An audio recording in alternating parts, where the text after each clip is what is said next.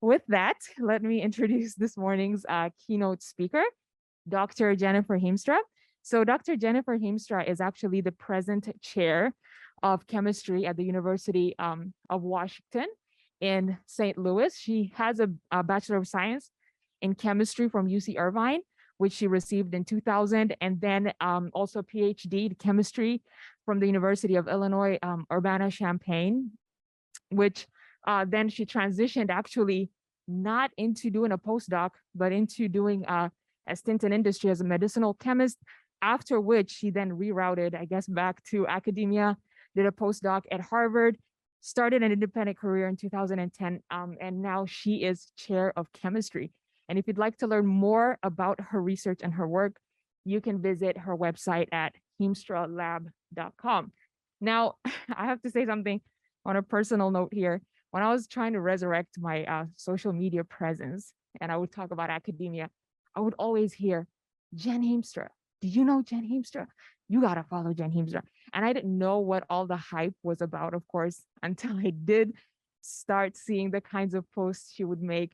She is a passionate advocate for mentors and someone who I believe truly is not only interested in forming her career, but forming her character. And that's a very exciting combination to see in people. It's not just ambition in terms of science, but just ambition in terms of building excellence and connection in the scientific community. So it is my pleasure and my delight this morning to welcome her. So if you could just join me in welcoming our keynote speaker this morning. Thank you so much for joining us, Dr. Heemstra. Thank you so much for having me. But I will start by saying I've never had an introduction that makes me tear up. And so I wish I was there in person to be able to give you an in-person hug and say thank you, Arame. It's just such an incredible privilege to be here and to be able to talk with you. And I will say that the admiration is mutual, that it's very fun to be talking about this particular topic, because I think I'm only here because of networking and because, you know, one day I decided to open up Twitter and start talking about stuff. And that led me to just such an incredible community of people and allowed me to build relationships from a distance that I would have never had the opportunity to. And, you know, Twitter certainly has its good and bad sides. We could talk about that later in the Q&A if you're interested, but it has opened up opportunities and relationships and experiences and just the chance to interact with absolutely fantastic people that I never would have imagined, and I can't imagine my life without that. And so hopefully that's a good sales pitch for this topic of professional networking. My group a while ago talked about why we struggle with networking, and we made little like motivational posters. And one of my favorites was from Alex Rangel, a grad student at the time in the lab. And she said, they're just a friend you haven't met yet. So keep that theme in mind. I also want to just wish everyone a happy National Postdocs Appreciation Week. As a lab leader and now as a department leader, I have such a deep appreciation for the work that you do as postdocs, that, you know, hopefully through this experience, you are gaining expertise and building your CV and building up your skills that will take you into the future. But you are also giving back so much to the institutions and groups that you're in and to the broader community through your mentoring of other people in lab, through the ideas that you bring into your labs, and through your leadership in your institution and beyond that. And so I just want to say that I see that, and I have so much appreciation for that. I know that being a postdoc can also be a really challenging time. I know that for me, it was a very isolating time, and it was only through groups and organizations similar to SOPS. We had slightly different versions where I was a postdoc, but those were the things that let me build relationships. And some of those relationships have lasted, you know, to this day, 15 years after I started my postdoc. And so I hope that you have the same opportunity to build relationships that will last throughout your career through the UKY SOPS group. And so I'm so thankful to the organizers for putting this on, and for your Office of Postdoctoral Affairs for everything they're doing. All right, so I knew that I was going to talk for a minute or two at the start, and so I figured it's always good if I stop talking and let other people participate. So I'm joining from afar, but hopefully we can still have a very interactive sort of talk, because I always like to say I don't want to give a talk, especially on professional development, which really impacts all of us, and then have people come away and be like, oh, well, you know, hopefully they come away and say that was a great talk, but or useful or whatever. But then if you ask, well, what are you going to do as a result of that talk? I don't want the answer to ever be nothing. I think there should always be something, some sort of action item that you can take away, something that helps you build your career, something that helps you achieve your goals. And so we're going to have a lot of interaction during this. You'll have some time to work on your own. You'll have some time to share with your neighbors in groups. So hopefully you brought something to write on, or a computer or a phone, or somewhere you can take notes. But we're going to start out with a poll everywhere. So if you haven't done this before, you can either go directly to this link, or you can text Jen Heemstra 693 to that number, and it'll give you the link, and you'll have a chance in a sec to answer in. And all this will be on the next slide, but it's just a little more fun if you get logged in first. So I'll give you a second to do that if you haven't yet. All right. So before I tell you anything more about networking, I want you to tell me about networking. In one word, what's the first word that comes to your mind when you think about networking? And if you want to answer multiple times, it can be like the first word, and then the second word, and then the third word. You can answer a few times. Yeah, connection, collaboration, anxiety. Yes. You. Your career, starting. Friendship. Oh, I love that. Help. Absolutely. Opportunity. What else? Jobs. Yeah. Hopefully you'll get to do some networking later today. All right. A few more seconds here if you want to add another word in. Yeah, give as well. Oh, I love that. We're going to see that it's about both mutually benefiting from networking, and both helping others and receiving help from people. All right, so that's a really good list. And you can see it's mostly positive, but not universally so, that there's some challenges to networking as well. And we'll dive into that.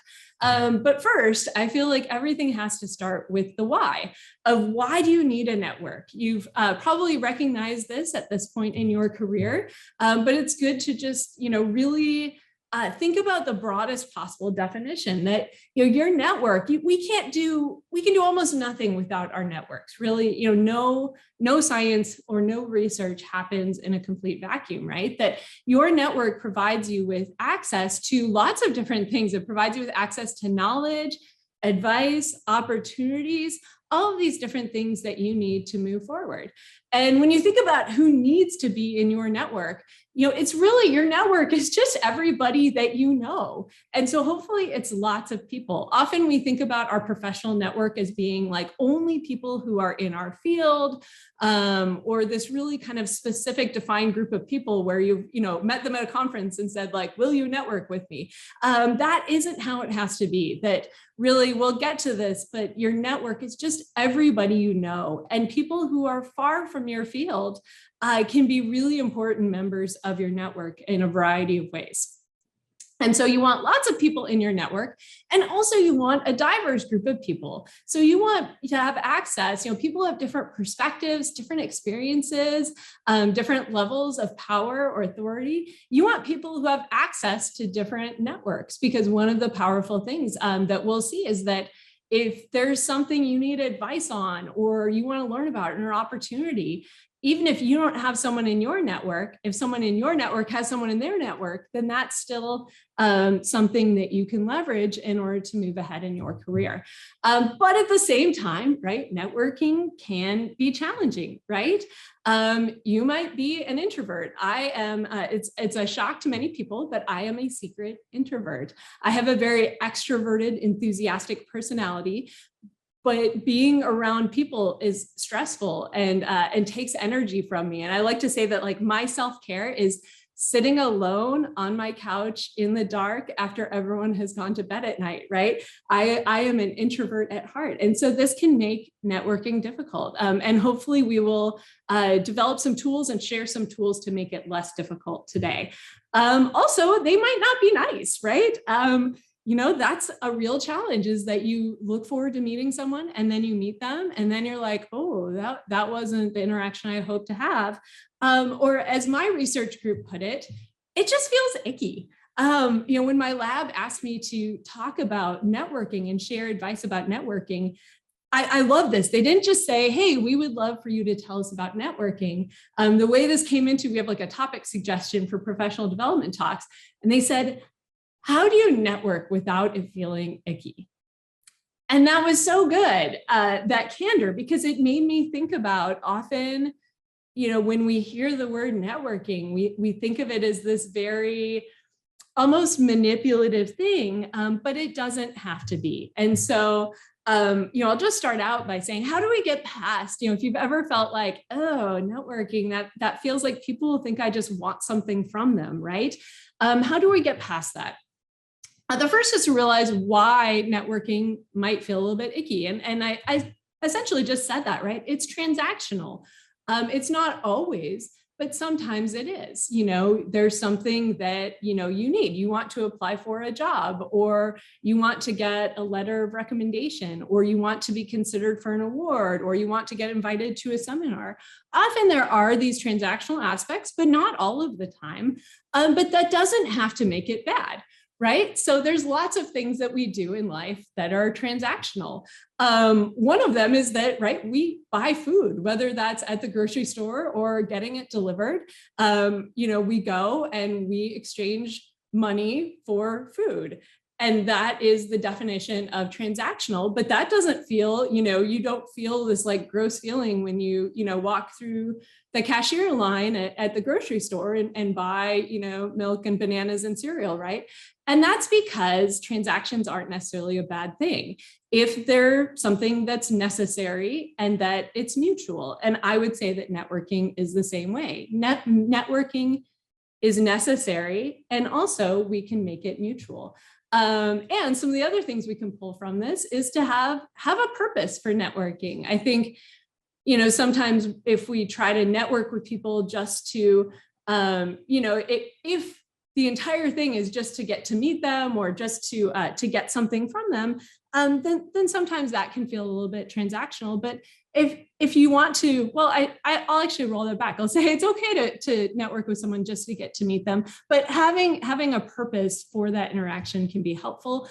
A really big one is this idea of making it mutual, that especially when you're networking with people who are further along in their careers, you're not always going to be able to pay it back, and nor do they expect you to, but you can always be a person who's going to pay it forward. And so an example of what this might look like, what it looks like in my own career, is that at this current career stage where I'm at, there are a lot of instances where I need to ask for help or assistance from someone who is more senior than me. Often this is, it's a nomination for something, or it's an opportunity somewhere, but I might not be able to pay them back for that help they've given me, but I can pay it forward by, say, being a mentor, sitting down and having a mentoring conversation with someone from their research lab when I'm at a conference. And that's not something I do, as this person did this and now I'll do this. It's just that if you're a person who's always seeking to help other people, then when you ask for help, then it's mutual, right? If possible, when you do have to ask someone for something, build a relationship before you make the ask, or have someone who does have a relationship with them make the ask so that you don't have to do that. And one of the things too is that I think often we think of networking as like, if I get to know this person, then the opportunity will come just because I met them. And that's not true, right? That diminishes us and it diminishes the whole process. And so really it's recognizing that networking is just a way to get your foot in the door. When you're at the job fair today, yes, you might meet someone and then that leads to an interview and that leads to a job. But at the end of the day, you didn't get that job because you showed up at the career fair. You got that job because you're really amazing at what you do and you have a lot of important skills that you're going to bring to that workplace. All right, so that's a little bit about hopefully moving past any hesitations we have about networking. And let's talk about who is or needs to be in your network. Again, your network is just all of the people that you know. I think it took me until probably my independent faculty career to really let this sink in, that I thought I had kind of my professional network and then I had my personal life. And largely because when I became a faculty member, I realized that I had this whole other job, this leadership and mentorship job that I wasn't necessarily trained for. And then that's when it hit me that there were all of these other people who I thought of as my personal life and not my professional network, but they had really great leadership skills and they had a ton of advice for me on how I could grow as a leader. And that's when it really sunk into me that no, your network is just everyone and every person you know. And often if they do something very different from what you do, then that makes them even more valuable in their perspectives and the advice that they can offer you. And within this network of everyone you can somewhat categorize this by the types of relationships. And not that you want to get overly restrictive with this, but it can be a little bit useful, as we'll see. And so I like to break this down into 5 categories, which are hopefully largely self-explanatory, though we'll talk a little bit about these. And this ranges from mentees to peers to mentors to models to champions. And I put them in this order because by and large, this is then on a spectrum of people who you will be helping out versus people that you will be asking for help as you move through your career. All right, so who are all of these people?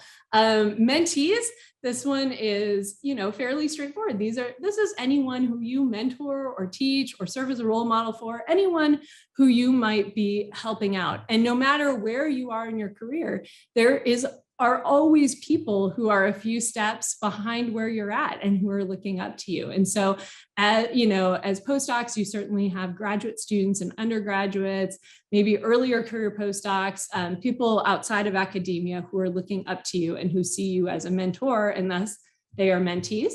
You have your peers. These are people at, generally a similar career stage. And this is a group that I found it's been really, really important to cultivate a diverse group of peers, because people who are at a similar career stage but are in very different fields from you can often offer some really helpful advice or different perspectives. They can help you bring different perspectives into your work. There are your mentors. This is one that there's so many definitions for mentor, and we won't get into the semantics of it, but your mentors are not just the people who are like your formal research advisors, right? This is anyone who essentially walks beside you and they provide knowledge or advice, or they help you see different perspectives. They help you navigate a situation in the way that is best for you, or they are out there advocating for you. Similar to mentors, actually, these last 3 categories are ones that often overlap, but often get confused with each other. So the second one is similar in that these are also tend to be people who are further along in their career, but are models or role models. These are people who are where you think you want to go. These are people in career paths that you think you might want to walk down. Or often these are people who have faced similar barriers as you have. So whether that's being a first-generation student, being a woman, being a person of color, being multiple of those identities, being a member of the LGBTQ community, having disability, any of those identities, you likely have role models who are people who have those same identities and have faced similar challenges or barriers that you have. And if they've pushed through those and made it to places you want to go, then it's likely that they are a role model for you. And then you have champions. And this is what we often think of when we think of like networking. These are people that you need something from. You need them to invite you to something, or to offer you an interview, or to write a letter for you. But this is the only category where really the relationship revolves around that ask. And so a few kind of caveats with this is that as you're probably thinking about this, there are some people who fall into multiple categories, if you have a great PhD or postdoc advisor, hopefully they are while you're in your PhD, hopefully they were a mentor and a role model, possibly a role model, and definitely a champion for you. As you move into your postdoc, hopefully your PhD advisor becomes a peer to you as well. I know I view my lab that way. And people can move between categories over time. I'll talk about that on the next slide. And as your career progresses, your network should just keep growing and should just keep expanding to include more people with more perspectives. And along that sense, you never really want to lose someone from your network necessarily, but it's okay that you have some connections that go a little bit dormant. Someone who you haven't talked to in 10 years, but that you could shoot them an email and say, hey, how are you doing? I have a colleague from graduate school where we don't get to talk often, but he's in industry, and about once a year, I get the email from him saying, hey, our industry interns program is open up. Please share this application with people in your department, right? And so that's our primary contact. We go, hey, how's it going? Hey, how's it going? Doing well, awesome. Talk to you another year when you send out this application again. And that's okay if you only talk to someone, once a year or every several years. That's not a problem at all. All right. So here's where we start to get practical is you want to start thinking about who is in your network now and who you need to add to your network. And so I've got my example here just to give you a start in thinking about this. And as you might guess, you are heading towards, we're going to have some time for you to create a similar grid for yourself. But when I was a grad student or a postdoc, a lot of this is fairly straightforward. People who were my mentees, undergrads or grad students in the lab who I mentored, students in classes I TA'd, people I met at Outreach. My peers were the other people around me. My friends in industry. When I was a postdoc, some of my friends had already gone to industry jobs. And so certainly they were part of my peer group. And this is where it became really important, to start thinking about, other people I knew who had gone into other fields. My brother's an accountant. I learned a lot of really interesting stuff from him as someone who was a peer with me. You've got your mentors, these are your research advisors. I can tell you a story of committee members who didn't terrify me. I had some who did, but there's a happy kind of fast forward to that. So they were mentors that I wasn't terrified to go talk to. People who were just starting academic careers. Once I decided I wanted to go to academia, the people who had been postdocs, with me, but had gone off to their careers a few years ahead of me, became mentors to me. I certainly had role models of people who were in places that I wanted to go or was thinking about going. And then I had champions, the people who were writing letters for me, who were out there advocating for me. And I met those people in lots of different places. What that looks like now, right? Everything is a little bit different, but it just keeps shifting around. Some people move between categories, some people fall into multiple categories. So mentees looks a little bit similar, but I, put current and former lab members. I would view that I mentor those individuals. Hopefully, I try to do that to the best of my ability, and hopefully I do that well. But then I also consider each of those people to be my peer, so they can fit across multiple categories. Some of these stick around, friends and siblings in non-science jobs who are still peers. The fun one is now research advisors and committee members. That minute when you realize that committee member, I have one committee member in particular who was the department chair when I was a grad student, and was very, very quiet. And so I was just terrified of him. And now I've come to realize he's like the nicest person in the world. And we've gotten to know each other by sitting on review panels and being at conferences together. And now he's someone that I consider a friend and a peer. And so you never know, the people who you know now can really evolve, and you can build and change those relationships over time. And he's always shocked that I was scared of him. And he says he was scared of me as well. But over time, we've built into really good friends. And then, my mentors, this looks a little bit different as my responsibilities have changed. I've really had to expand this mentorship circle. I mentioned that as a faculty member, I woke up and realized, oh my goodness, I have a job that I wasn't trained for. And if I want to do that well, and I owe it to the people who work in my lab to do that well, I need to get some training on this. And so I have people who are leadership mentors. I have a career coach, which is basically a mentor who I pay in order to mentor me. And each of them offers different perspectives, and then role models and champions. All right, so now your turn. So what we're going to do is we're going to take about 10 minutes. Yeah, I think we've got that time. And you're going to create your own table of, with these 5 different groups of people, and think about who is in your network now. But then your second column is going to be, who do you want to add to your network? And this could be like a really specific person. Like if you have, a list of jobs that you're interested in and the people you need to network with, or it could be something more general, like you're thinking about a job in policy. And so you want to network with a model who is, someone who works in that area of policy. So, all right, we're going to give you 8 minutes to do this. And then we're going to do a quick pair and share of who are the 3 most important people you need to add to your network right now.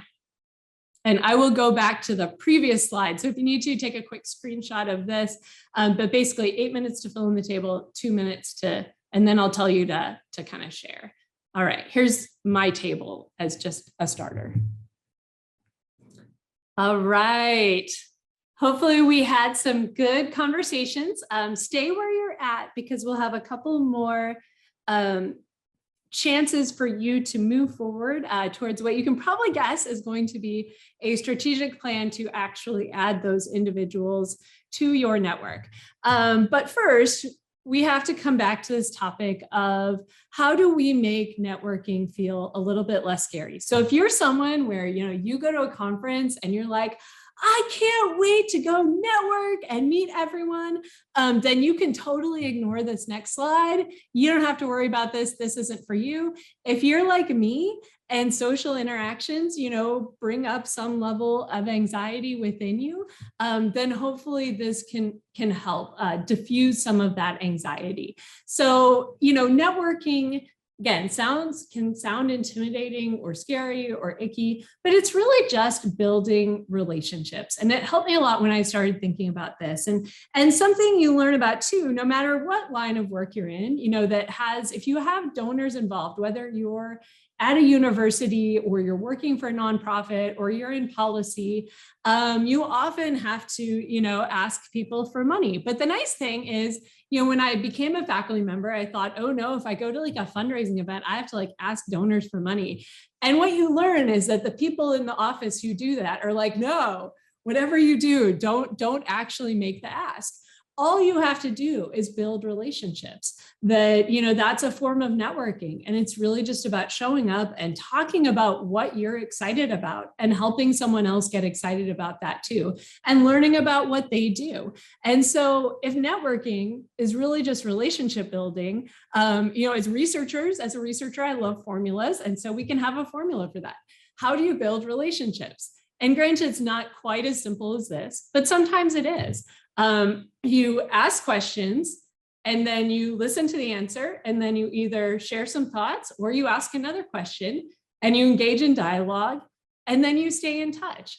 And again, it's not quite that simple in practice, but it also doesn't have to be so much more difficult than this. And we can go into networking events equipped to ask questions and have dialogue. And so for the next activity, you'll gather with, 3 or 4 or 2 people, just whoever's sitting close to you, and we'll take 5 minutes on this one, and write out for each of those, types of people in your network. You don't have to go in this order. You can start with the most important one, but write out 3 questions that you could ask to kind of start or maintain a conversation. I'll give you one example. I often get in contact, actually as a result of doing this exercise with my own group, I realized I needed to do this. And so I realized there's places I want to go in my career. There are people who are role models in those different jobs. And I reached out to 3 of them and said, hey, I would love to have a conversation with you. You know, I aspire to be where you are, and I would love to have a conversation with you about your career path and any advice you have for me. And I had like 3 questions at the ready. I think I asked, how did you get to where you are? I asked, what does an average day look like in your job? I think I asked, like, what do you love and what do you not love? And maybe what would you have done differently if you had it to do over again? So those types of questions, those are a few of mine. You can totally take those if you want, and then you've got a head start. But work on this for 5 minutes. If you get through the first part, the bonus round is take some time to think about, are there questions you hope that these people ask of you? All right, we'll put 5 minutes on the clock. All right, hopefully you have some good lists of questions, and we'll get to come back to one more. Well, this one won't be in groups, but it'll be an individual activity to do a little bit of planning. But now you figured out who you need to meet. You hopefully have some good questions to ask them. Now, what are those opportunities for networking? Again, if your network is just everyone you know, and networking is just relationship building, really your opportunities for networking are just any time that you are around other people. But certainly on the professional side, there are a few specific opportunities that are maybe a little bit more ripe for intentional networking. One of those is kind of official networking events. So you will get to have a career fair later today where you get to meet with people in industry who might have job opportunities. And so that's actually like an example of the really awesome sorts of official networking events. But maybe you've been, often networking gets a bad name because we've been to a networking event that was, a little bit more painful or awkward, like a speed dating sort of event. And so these can be hit or miss, but usually they're useful if there's a distinct purpose. So something like you'll have today with a career fair, or if it's an intentional collaborative meeting, or it's a networking event that's intended to foster collaborations or specific partnerships. I wouldn't say to always avoid these. If there's a networking event happening, you can go and you'll probably meet some really interesting people. But it's good to just always manage your expectations for these sorts of interactions. Sometimes they'll be amazing and sometimes they might be less so. But I'm sure the one today will be absolutely amazing.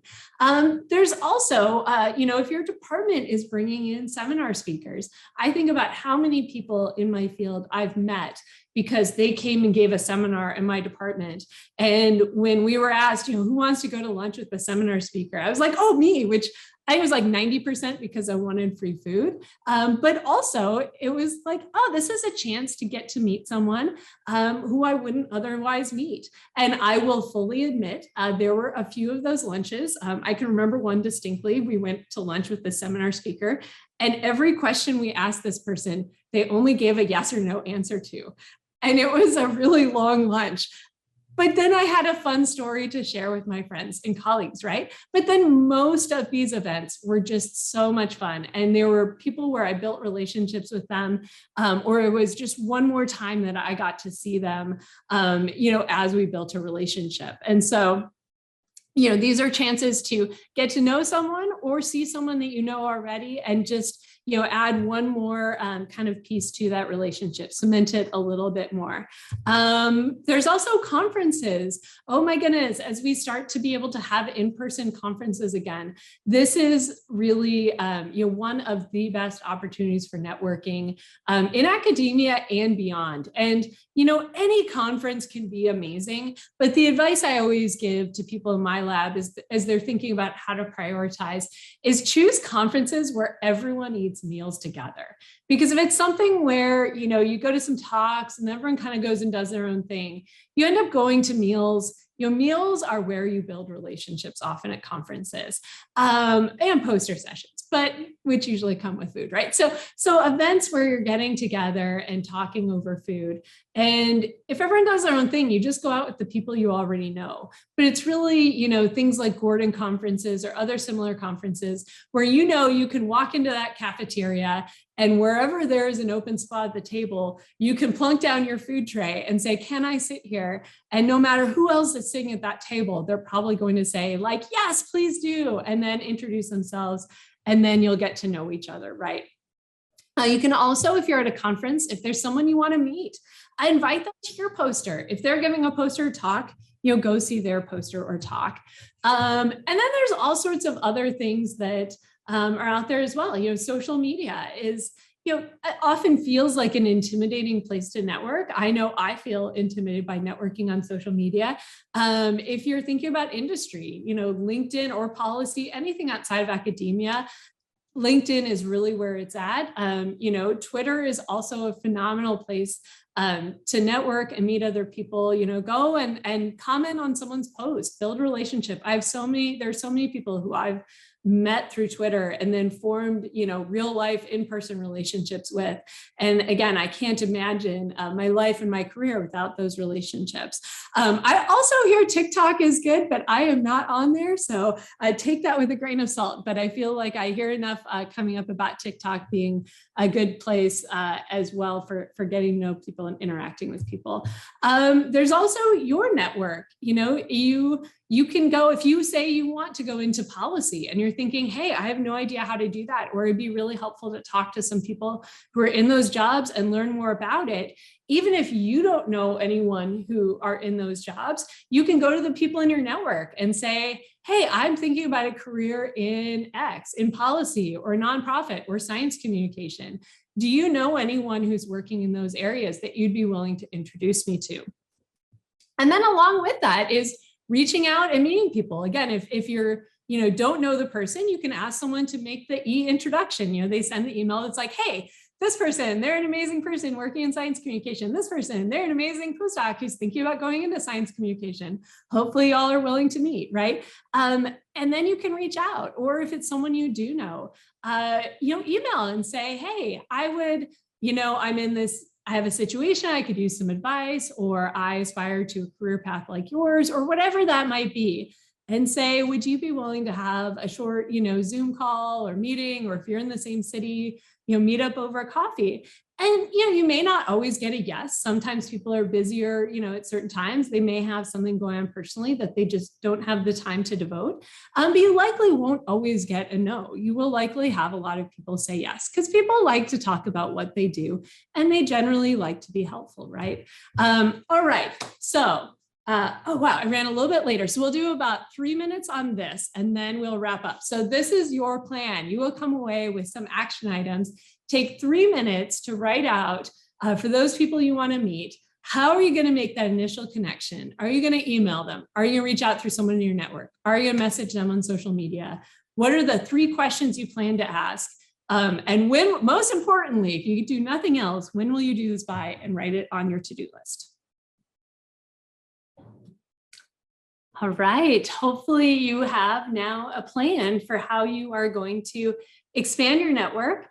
And if you didn't get through all this, feel free to, take a photo or whatever and work on this later. And bonus points, if one of those kind of network connections is something that you can do today while you are at the SOPS Symposium. So if you don't have something on your list of someone you can meet and network with today, hopefully you'll even think about adding that. And no matter what, you'll hopefully meet some new people, and then that will be effective networking. All right, so to wrap up, just a few final thoughts.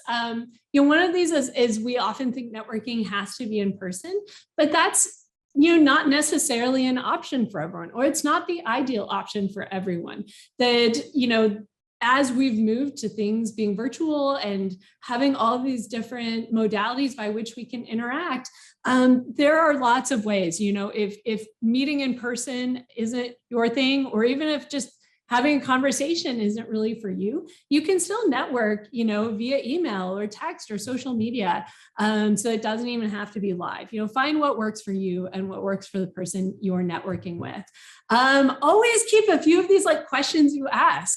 I do this. I get, when it's the talks are over and it's time to go to the social hour at the conference, I'm always a little bit white knuckled at, that social anxiety. I always just think, okay, what are a few questions that I can ask? If I get in a conversation and you have that dreaded moment of silence, what is the thing I'm just going to ask this person, what are you most excited about right now? Right? That's one of my favorites. It's just always in my back pocket and handy. At the same time, be ready for anyone to ask you, hey, what's your research all about?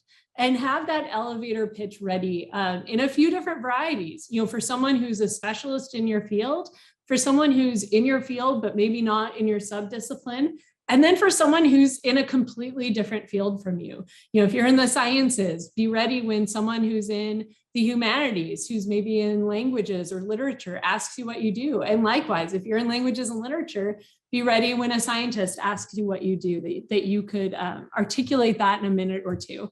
And I'll come back to this, as be a person who pays it forward as you move through your career. I imagine you are already doing this. And there's just such a privilege and a joy in being able to help out other people in the same ways in which we've been helped out.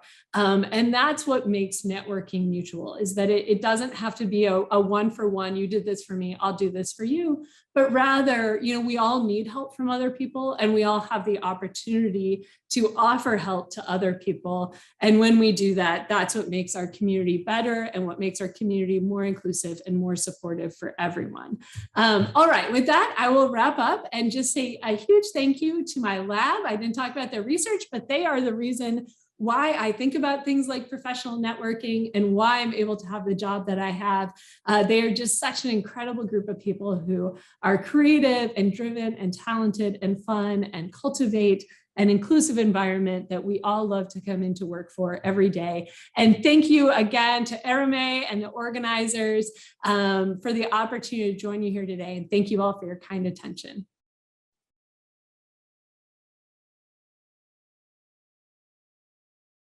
Thank you so much, Dr. Heemstra. I wonder how many people are just wishing they were her, graduate student or something right now, if we could just read minds across the room. So we have a little bit of time for Q&A. So while you all are getting ready for a question, maybe, or with a question, maybe I can ask one. And the question I have is, what do you think, Dr. Heemstra, about maybe reaching out to people to network, not so much by asking a question of them, but trying to contribute? And I say this because I see Dr. Holly Clark back there. And while we were preparing the symposium, she actually reached out to us and said, I would like to help, when she heard the announcements. And that is how we connected with her. And I just wondered if you could say a little bit about that. Oh my goodness, I love that so much. That is such great advice, that right from the beginning, finding a way to contribute. I think if you can identify somewhere where you can help out, if it's someone who's maybe less far along in the career path, or where you have access to resources that they might not, like the example you just shared, then 100% reaching out and saying, how can I help? Or is there anything that I can provide assistance with? Or gosh, I'm just so excited that you're doing this, and I just wanted to share how much I admire this effort. All of those are amazing ways to reach out. In fact, as you grow, as you all move into leadership. So right, if you're a postdoc, you're already a leader, and you're going to keep moving into higher and higher leadership roles, no matter where you go. And as a leader, one of the best questions you can ask is, how can I help out? How can I support you in what you're doing?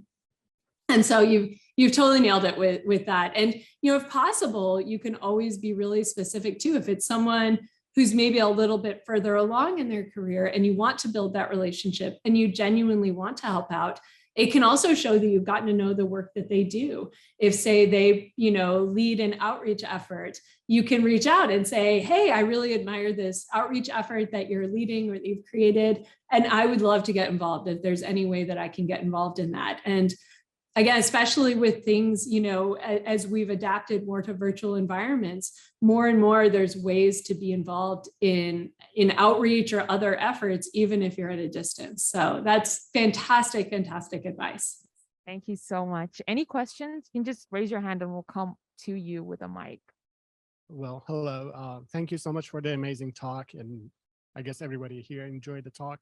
So my question is actually one of the questions that you asked us to think about. So we are mostly like postdocs or graduate students here. What would be the best question that someone would ask you that you would feel comfortable answering and starting a conversation with a mentee, for example, if you're at a conference? Because I'm pretty sure you're going to be overwhelmed with like the number of people who want to shake your hand or get to talk to you. but you would be open to that conversation, what would be the key to start a conversation with you? Oh, gosh, that's a really interesting question. I think there are a number of conversations I enjoy, and it probably depends on what type of relationship I might build with someone. You know, if I'm at a conference and I'm talking with someone who is, say, an undergraduate student who's thinking about grad school, is interested in our lab, or a grad student who's looking for a postdoc, you know, someone who might be interested in our lab, then, or interested in a collaboration, than someone who comes up and says, hey, I saw this in your talk and I have a question about that, or I saw this paper that came out and I'd love to know more. You know, those are always fun interactions. I love talking about professional development topics. I love talking about leadership. I've benefited and continue to benefit from so much advice and mentorship from my, you know, mentors and peers, that it's really fun to pay that forward. So, you know, it's not uncommon that someone will come up to me and say, hey, I've got, you know, a situation and I would love advice on this. And, you know, depending on the situation, sometimes that can be an open public conversation, or sometimes it's, hey, can we have a private conversation about a difficult situation I'm facing? And, you know, those are really, they're not always, you know, you hesitate to say the word fun about a difficult conversation, but those are fulfilling conversations, and they're an opportunity to, you know, for me to hopefully contribute. And I always learn something as well from those conversations and build a relationship with someone. So, and I think, again, because I have so many people in my life where, you know, I was at a conference this summer, and I joke that I have my like phone a friend on department chairs right now. And there was a friend of mine who's a chair. And I literally said that. I was like, hey, can we like get lunch together? Because I need like a phone a friend. I have this situation, and it's small, but it's going to come up all the time. And it's the first time. And I would love to know how you handle this and what I should do. And so it's fun to be able to do that for other people as well. But I think really any, you know, any genuine question, people love, almost everyone loves to talk about their career path. If they like what they're doing, you can always ask someone about their career path, or something about their job, and they're probably going to enjoy talking about it, because most people are pretty passionate about what they do. Thank you for that question. We are almost at break, so we'll take one last question, Dr. Heemstra, if that's okay. Perfect. Yeah. I had a question about social media. So as someone who has a social media presence and uses it for networking opportunities, when someone is just starting out trying to decide if they want to go that route, and they kind of do, but they're anxious about, I would say, like deconstructive criticism, maybe like the mean people that are out there. What kind of advice do you have to deal with those interactions, and maybe like something positive to show how the good interactions outweigh the bad ones to sort of get over that hump? Yes. Oh my gosh, that is such a good question. We could have, I wish I was there in person and we could have a long conversation about that over coffee.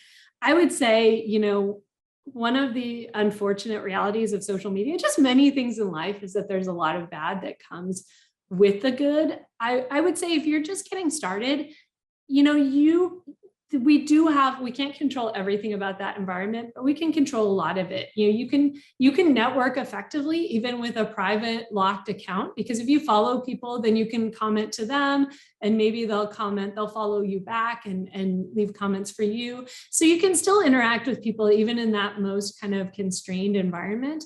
And you can also choose, you know, whether you just like to kind of show up and leave comments to have dialogue with people, or whether you want to be generating your own posts. I will say, you know, one thing that has been, you know, since you can't avoid the bad of social media, I find that I just like try to find good and bad things, because then that's you know, bad is inevitable in our lives. And, you know, the more we can find learning opportunities in that, then that, you know, it doesn't make the bad okay, but it at least for me, helps me be able to move through some of it. And I would say that I've actually gained a really, really important leadership skill from that. That, you know, when you're a leader, often you have to make tough decisions. And forever in this room, you're going to go into roles where you have to make decisions that you know are right and that are grounded in your values, and that those are not going to always be universally popular decisions. And there is something to be said for social media as a sort of maybe the harshest possible of training, but a little bit of a training in that skill of how to say, okay, I'm going to put myself out there, and I'm human, so I'm going to make mistakes. And when I make a mistake, or when just something I say, isn't universally popular, there will, people will push back. But as long as I know that I'm doing my best, I'm learning from my mistakes. If I really mess something up, I will apologize and try and make it right. And there will be people out there where that is never enough, or no matter what you say, it won't ever be good. There's some people out there who really just show up to be negative. But to learn to be okay with that, I think, it has been a really important skill. But again, I have the privilege of now being a faculty member. And so it's very different when you're earlier in your career. And so, certainly you should never push beyond your own comfort zone. You should always stay within the bounds of what you're comfortable with. And also just use that block button like liberally. If people show up and are just there to be destructive, that's, you don't have to put up with that. And, but, being able to see that and say, okay, that doesn't have to define me. It can be a useful skill for life. Thank you for that question. Well, thank you so much, Dr. Heemstra, and thank you all for your questions. If you could just join me in thanking Dr. Heemstra for her keynote one last time.